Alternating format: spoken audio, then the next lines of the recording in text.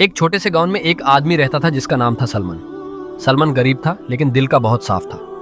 वो रोज नमाज पढ़ता, कुरान की तिलावत करता और अल्लाह पर भरोसा रखता था। उसकी बीवी और 2 बच्चे थे। घर में अक्सर रोटी कम होती थी मगर सुकून बहुत था। गांव के लोग कहते थे सलमान के घर में पैसा कम है लेकिन बरकत बहुत है। सलमान हर सुबह फजर के बाद कुरान पढ़ता और अपने बच्चों को भी सिखाता। वो कहता, बेटा असली दौलत पैसा नहीं अल्लाह का कलम है। लेकिन उसी गांव में एक अमीर आदमी भी रहता था। उसका नाम था खालिद। उसके पास बड़ी हवेली, गाड़ी और दुकानें थी मगर उसका दिल सख्त था। वो नमाज नहीं पढ़ता था और गरीबों को जलील करता था। एक दिन खालिद ने सलमान का मजाक उड़ाया और बोला, कुरान पढ़कर क्या मिलेगा, पैसा तो मेहनत और चालाकी से आता है। सलमान मुस्कुराया और बोला, अल्लाह जिसे चाहे इज्जत और रिस्क दे देता है। खालिद हंस कर चला गया। आजमाइश का वक्त कुछ महीने बाद गांव में सख्त मुश्किल आ गई। बारिश बैंड हो गई, फसलें सूख गईं और लोग परेशान हो गए। खालिद का बिजनेस भी गिरने लगा। उसकी दुकानें बंद होने लगीं, कर्ज बढ़ता गया। दूसरी तरफ सलमान के घर में अजीब बरकत थी। कभी कोई खाना दे जाता, कभी कोई काम मिल जाता। वो फिर भी अल्लाह का शुक्र करता रहता। एक रात सलमान कुरान पढ़ रहा था। उसकी छोटी बेटी ने पूछा, अब्बू हम गरीब हैं फिर भी खुश क्यों हैं?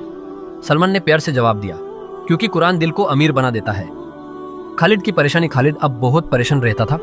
रात को नींद नहीं आती थी।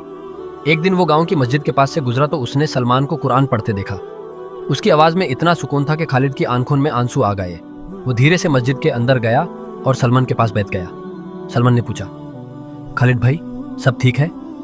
खालिद रो पड़ा और बोला, मेरे पास सब कुछ था लेकिन सुकून नहीं था। अब पैसा भी जा रहा है। सलमान ने कुरान बंद किया और बोला, अल्लाह का कलम कभी धोखा नहीं देता। दिल का बदलना। उस दिन के बाद खालिद रोज मस्जिद आने लगा। धीरे धीरे उसने नमाज शुरू की, गरीबों की मदद करनी शुरू की और कुरान पढ़ना सीखा। एक दिन उसने सलमान से कहा, मैंने पूरी जिंदगी पैसा जमा किया लेकिन असली दौलत तो कुरान निकला। सलमान मुस्कुराया और बोला, कुरान की दौलत जितनी बांधो उतनी बढ़ती है। अल्लाह की बरकत। कुछ वक्त बाद अल्लाह ने खालिद की हालत भी सुधर दी। उसका बिजनेस दोबारा चल पड़ा लेकिन अब वो पहले जैसा घमंडी नहीं था। वो हर जुम्मा गरीबों में खाना बांधता और बच्चों को कुरान सिखवाने में मदद करता। गांव के लोग हैरान थे कि खालिद इतना कैसे बदल गया। खालिद कहता, पहले पैसा मेरा मालिक था, अब कुरान मेरी रहनुमाई करता है। कहानी का सबक, इस कहानी से हमें यह सीखने को मिलता है, कुरान सिर्फ पढ़ने की किताब नहीं, जिंदगी बदलने वाली रहमत है। असली दौलत दिल का सुकून और अल्लाह की रजा है। जो अल्लाह पर भरोसा करता है, अल्लाह उसके लिए रास्ते खोल देता है।